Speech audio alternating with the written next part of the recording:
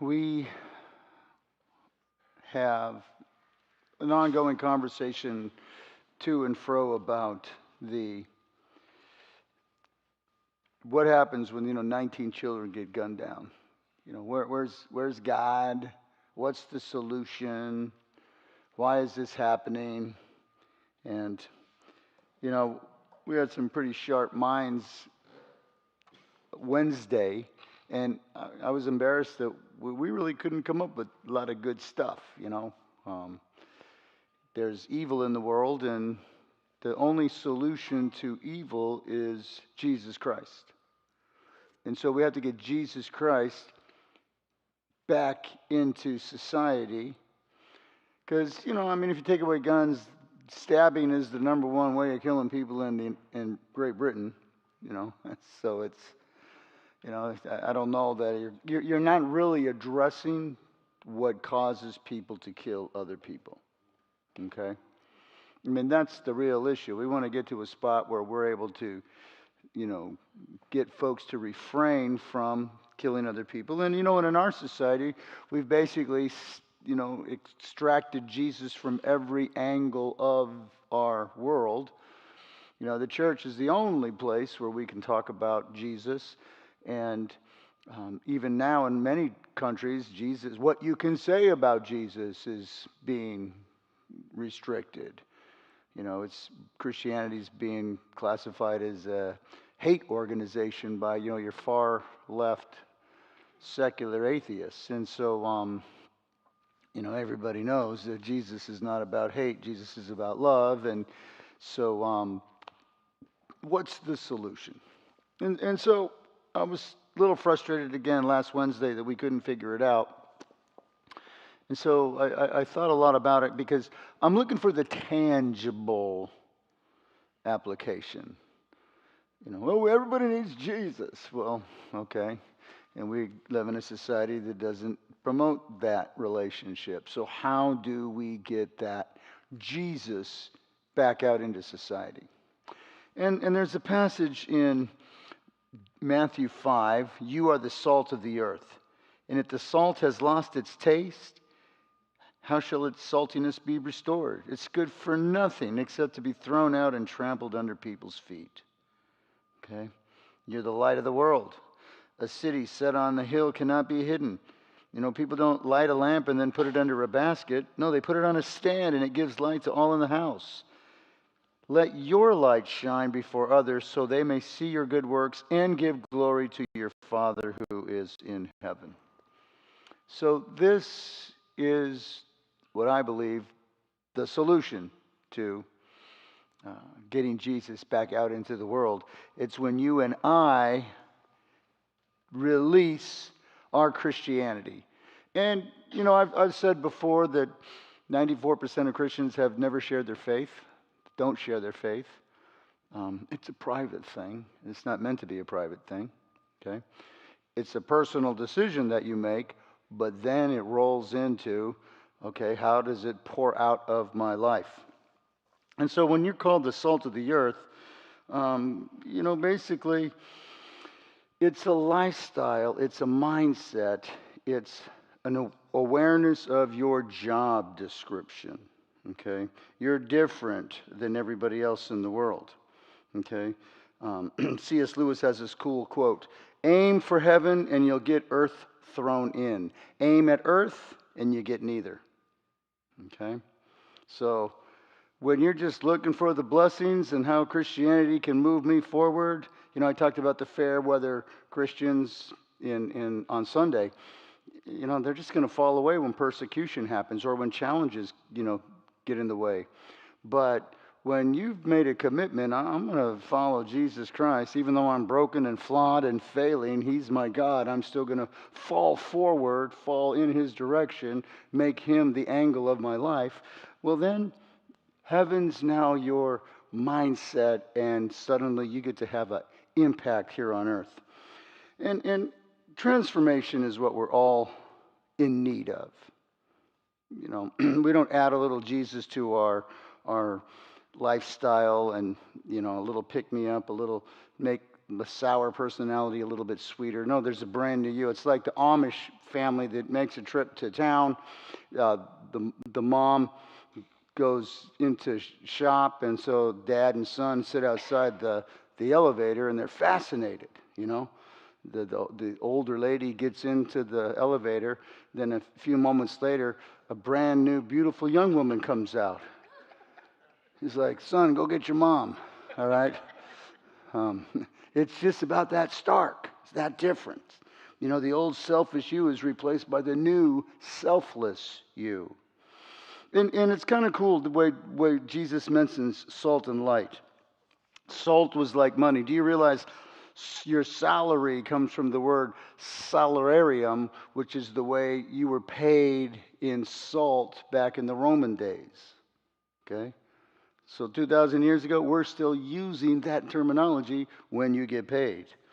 When somebody's not worth their salt, that's a reference to how valuable salt was back in the ancient times. When somebody is a great person, we say they're the salt of the earth, because that's the high value that salt was. And salt was used for healing. You know, they didn't have, you know, the same kind of disinfectants and sterilization agents that we have. And so if you got a wound, it got covered in salt. Salt had a great way of I gargle with salt still, okay? It's nobody else wants to do that because you have to really gargle, and but if you do it, guess what? You get rid of your infection a lot faster. Your body needs salt. I guess if you sweat too much and you don't have some kind of salt intake coming in, you're actually could die. All right? I mean, salt in your body is a big deal. And I don't use salt on my food, so I had to pay attention, okay? It was a preservative. You covered meat. There was no refrigeration back in the day. And so Christianity back in the day was that preservative, that healing element, okay, that necessary ingredient for God life. What am I talking about? Prior to Christianity, infanticide and abandonment of children by the side of the road, just a normal practice. Okay? Hospitals, they came into being through Christian influence. The Red Cross was started by an evangelical Christian. The first 123 colleges in America had Christian establishment and foundations as part of it.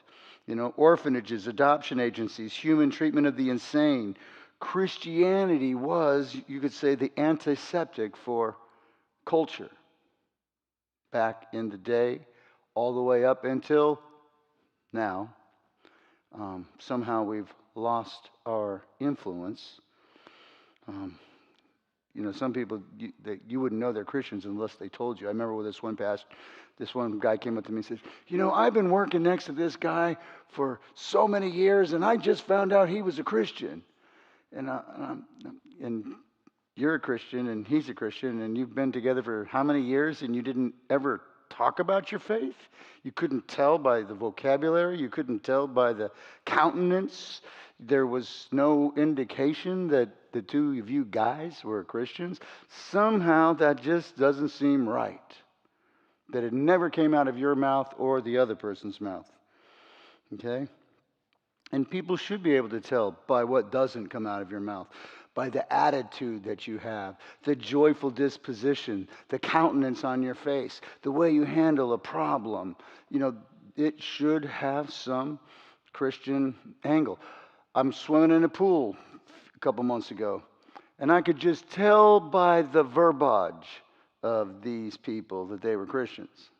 They just would use typical Christian words that, not Christianese, but just the way they talked.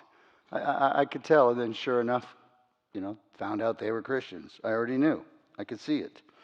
And so here's how you and I are supposed to live, with it seen on our faces, where there's just a dialect about our hearts that comes through.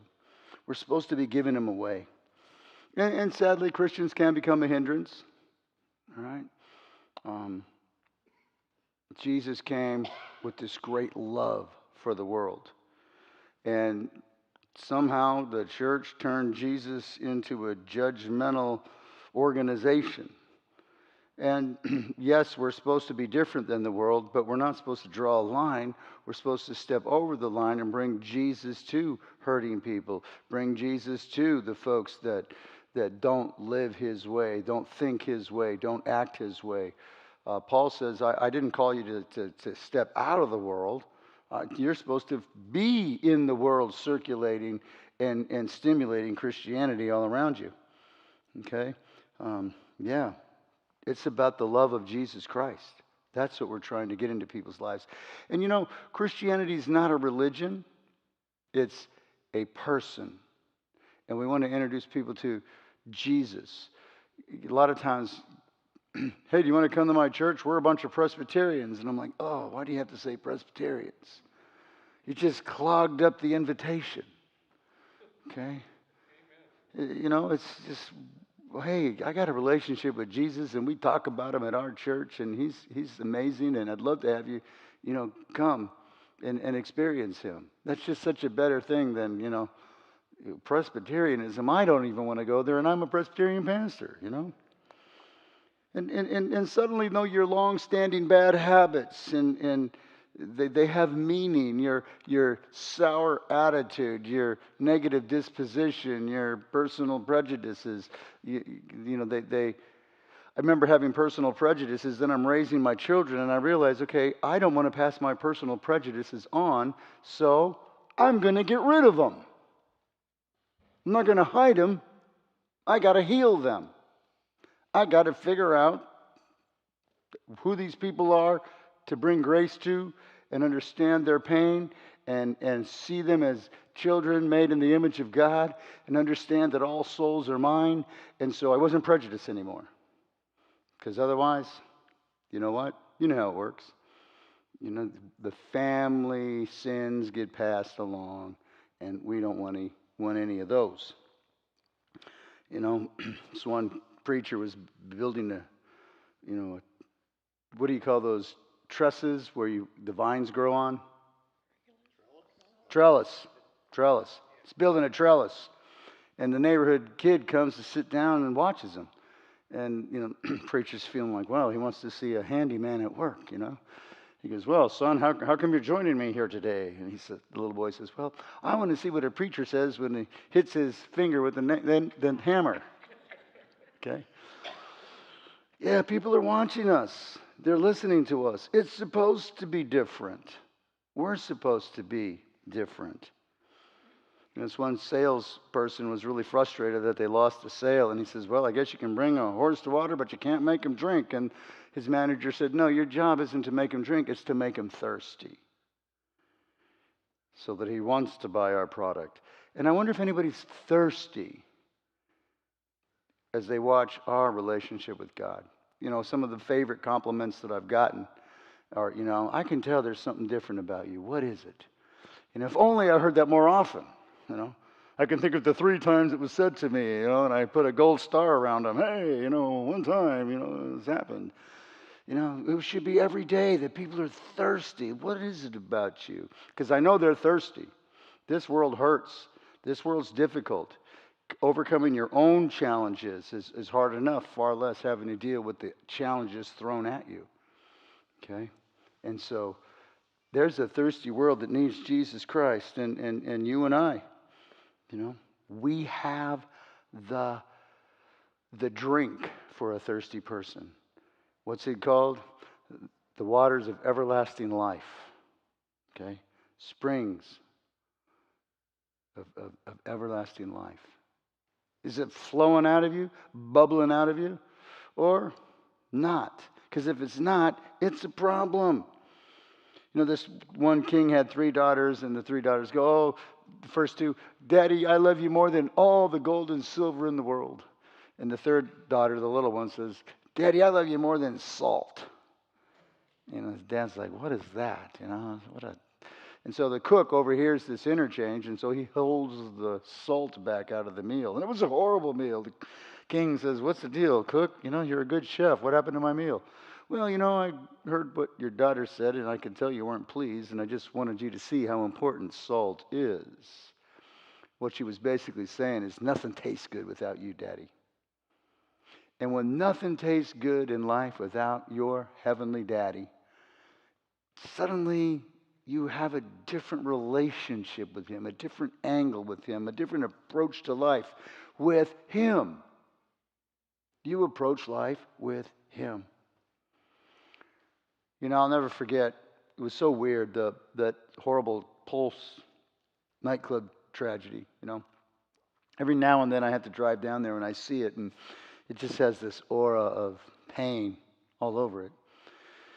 If you don't know, that's where, I think, 49 people were shot to death. That used to be a record, and then somebody killed folks in a concert in, I think, Nevada. That became the record, and what a drag, We're measuring how many people die as our new record. It's a new record. We're killing more people.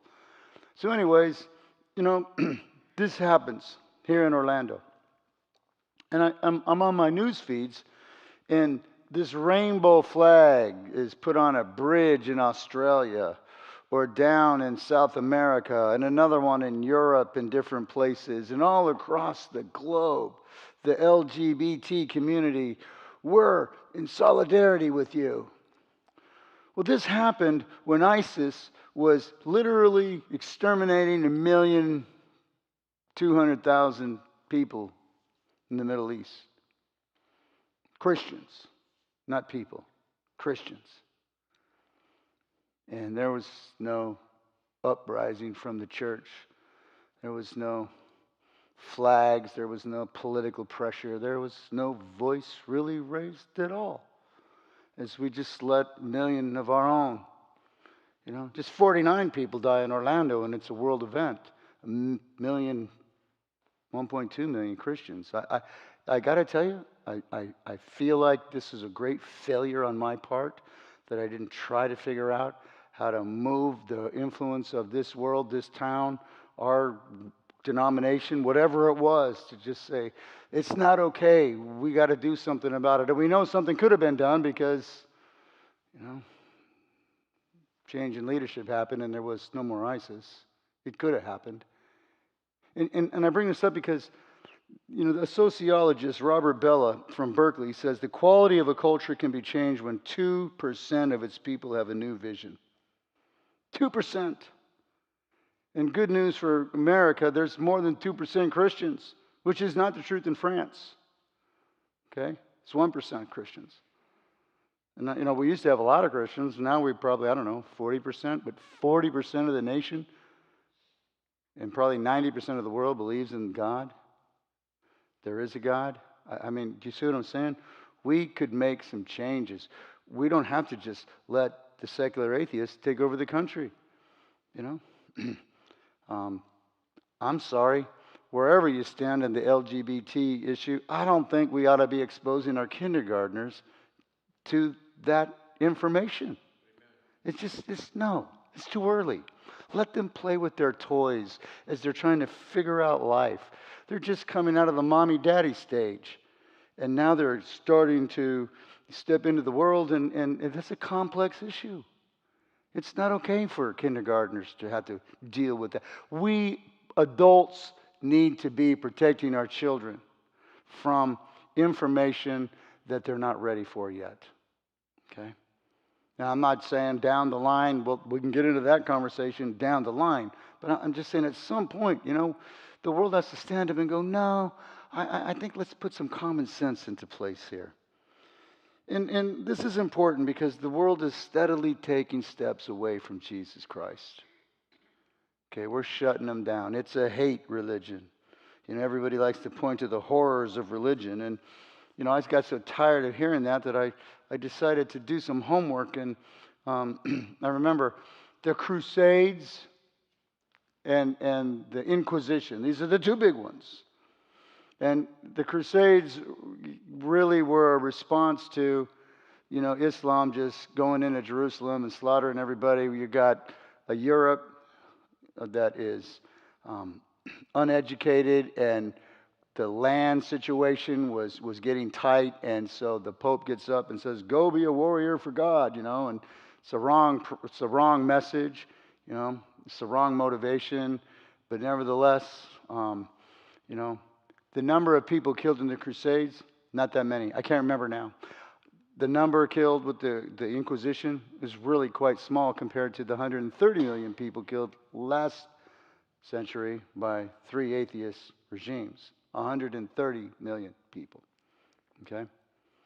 Um, it, but I think the real damage is when we extract the love of Jesus Christ out of Christianity and turn it into a rules-based religion, a behavior modification plan. No, it's a personal relationship with Jesus where you step in to the living God who moves into your heart and transforms the way you think and redirects your life. And it's all this love, His love pulsing through you, led by His Spirit in each and every situation. That's what Christianity is supposed to be. Not, have you tithed? How many church services have you missed? No. It's about how much compassion is coming out of your life. And I think all of us can stop right there and go, okay, how much compassion is coming out of my life? How am I handling the people that offend me? How am I dealing with the people that hurt me? How am I, caring about the folks who are, that's not my problem, but they do have a problem? Am I willing to be inconvenienced by it? Am I willing to let my finances, my schedule, my heart be invested in helping people who can't help themselves? This is what we're called to do. This is what life's about as a Christian. Okay? We're supposed to be the light. And Jesus is the light that shines through us. You don't turn yourself on, you activate Jesus, and His light is what will attract people to become thirsty and drink living water. Well, it's kind of fun. Robert Louis Stevenson, he was in his house as a little kid, and he's got his nose plastered up against the window pane in his bodyguard, his nurse is like, get away from the cold window, you're going to catch a cold. And he wouldn't budge because, see, there was a lamplighter going down the street, poking holes in the darkness. He'd go down the street, light another lamp, light another lamp, poking holes in the darkness. And I just love that imagery because really that's what you and I are supposed to do. Each one of us, we have a sphere of influence. We got our friends, we got our family, okay? And we're supposed to be having these conversations. I had one yesterday. One of my family members, in-law, of course, all right, I'm an only child. But the deal is this. He made a statement, months ago, and I said, hey, you made this statement, and I've been thinking about it. And I just grabbed hold of it and said, it ended up with me explaining the cross of Jesus Christ, showing the difference between behavior modification and being saved by unconditional grace of God and His love. It was like a 45-minute download, and I didn't do all the downloading. I did most of the listening. Okay? I had to practice what I preach. Listen, don't start preaching, answer questions, but I instigated the whole thing. I took his statement, instigated the conversation, looked for opportunities to just roll a little Christianity out. Now, I know, that you're not an atheist. I know that you are in the pursuit of God. You believe in that higher power. And so I made a connection with them. We believe in a higher power together. And from that place, I was able to correct misunderstood information he had about Jesus Christ. Okay? With love, no pressure, because I'm going to see him again at all the family events where I can roll another marble and drop another piece of bread and pour another glass of water until finally, hopefully, he'll be sipping from, the fountain of life. Well, this is our calling, to stop, to hold back the onslaught of evil in the world. So let's go back to the 19 children. I had a weird experience where, all of us guys were talking about the situation, and I thought about this guy from God's perspective, because all souls are mine. He has a relationship, or this guy has an accountability to God. What does God see? I see an evil murderer. What does God see when he sees that person that killed all those innocent children? See, God, he has this way of pushing this aside and that brokenness and whatever it is and stepping into this soul's life that was made in his image and has been tarnished by sin. And this is how we're supposed to see things. We're supposed to look through his eyes, deeper than someone's behavior, to the pain that would cause such evil act. The misinformation about Christianity that would cause people to dismiss Jesus Christ. We're supposed to, evil's evil. Well, let's not pretend like it wasn't. But the person doing that, if we can get to those kids in middle school, elementary school, have them in our senior high youth group, keep feeding into them as they become young adults.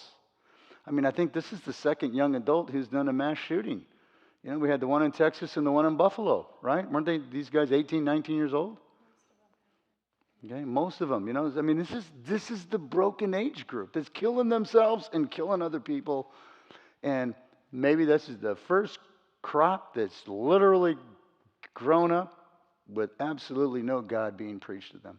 I know it's possible because my son brought a kid home once when we were in Nebraska who did not know the reason of Christmas. He had no concept of Jesus Christ. And I was fascinated. You wanted to jump all over it, but, you had to be cool. But the inside of you is just like, oh my gosh, you don't know about Jesus Christ? And he really didn't. He's fascinated to learn about it. And that was my introduction, and that was 2000 something. Okay? So we've had plenty of time now for kids to absolutely go through life and not hear about Jesus. And he's the only one that's going to be able to do something about the evil in the world. And I think it comes down to you and me. We kind of have to get courageous. How many of you, and I do want to see a show of hands, how many of you believe we're getting close to the end times? Okay? Some of us, most of us, okay? The rest of you need to study Revelations, okay? So anyways, I mean, whether it's about to be or it's going to be in 30 years or 130 years, it's going to be the end times for you and me, sooner than later, right? Some of us sooner than later, okay? And what a bummer to get to heaven and have never shared your faith, never talked about Jesus. Those people in your family that you love so dearly to just have never pulled up a chair and say, can I just tell you about possibly the most important person in my life? I feel embarrassed that I haven't shared this with you. And then just get ready. I had to counsel somebody today. Now, your daughter's going to say this. Don't get all upset about it. Anticipate this. Here's the right response. Just having to walk through, get prepared to have these conversations, the difficult conversations. And when you get prepared for them, and people have their initial reactions, and you just keep gently, with love, rolling another angle of Jesus towards them.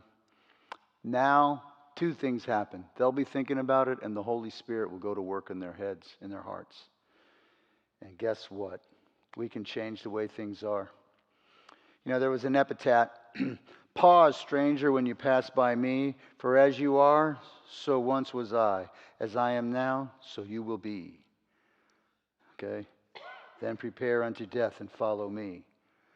And somebody said, follow you, I'm not content until I know which way you went. All right? Which way, if you can see the direction that people are going, and you have the words of life, you have a relationship with the living God, you have the advantage. I don't mind stepping into an atheist world and going, so you really believe this is it? There was no purpose for kindness. There was no reason, you know, to get ready for the next world. You think this is all by accident? And I say it gently. I'm curious to know why you think that way, because my experience is as of a living God and a supernatural world and an eternal life, and I want you to have it.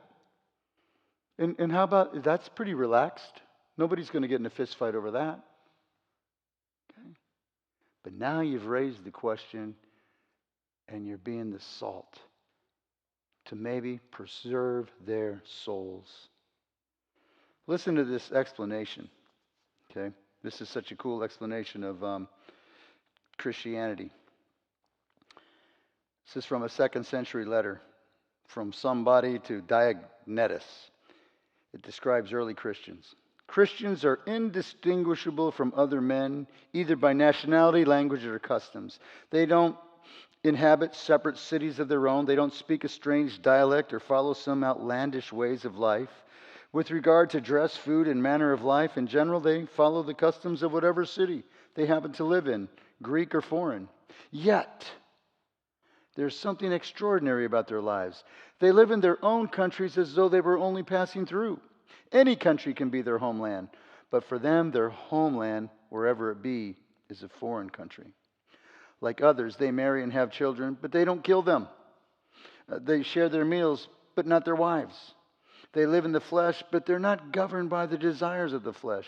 They pass their days upon earth, but they are citizens of heaven. Obedient to the law, yet live on a level that transcends the law. Christians are found in all the cities of the world, but cannot be identified with the world. You go, wow. So Christians were doing it right back then. So we now have to become, from a disadvantage point, like the 1st century Christians, where they lived in a secular world and they let Jesus Christ be the dominant theme of their lives. And when Jesus is the dominant theme, it's going to come out of your mouth, the way you live, the way you spend your money, the way you treat others, the way you love. It's all about your love. The early Christians, they weren't intimidated by persecution. I still pray so hard for Afghanistan. The year before, they had all the Christians register in the government. And then, they take over the government, and now they got the list of all the Christians and just go house to house. Let me see your phone. They give you your phone, and they go through it, and they find the Christian stuff, kill you. And, there's nobody. That was the 2nd fastest growing church in the world. And they got bamboozled. Now they're being persecuted. And, Christians, well, if your eye's on heaven, this earth really has minimal emphasis. It's a gift of life, but it's not the purpose of life. Like Justin Martyr said, they can kill the body, but they can't really hurt us. And you and I, we're the gatekeepers for the world. We're assigned to have an influence. We're called to make a difference, to extend grace, to show the love of Jesus, to be patient with those who fall, who help those struggling, to be kind to the sinner and the struggling person. This is how we're supposed to care for one another and care for the world around us. Well, let me close with this story. We all know about Laszlo Tokes, the pastor of the growing church in Romania. And the government was always hassling him because he had, the coolest church in Romania. And they decided they were going to arrest him on Christmas Eve. Okay? Well, the parishioners decided to surround the church on Christmas Eve. And the word got out, and suddenly, not only his Christian family, but a human wall made up of Baptists, Pentecostals, Orthodox, and Catholics all joined together as a human wall so that the soldiers couldn't get in to get the pastor. Well, finally they shot into the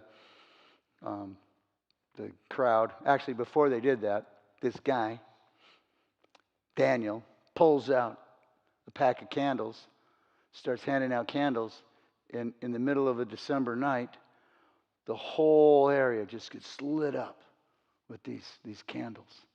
And nobody's leaving. They're not going to allow these soldiers to get, the pastor. And so they started shooting the crowd to disperse it. And, that set off this radical demonstration. And all the Romanians said, okay, we're just tired of being, dominated and subjugated like this. And, everybody comes around. And once again, the soldiers shoot into the crowd.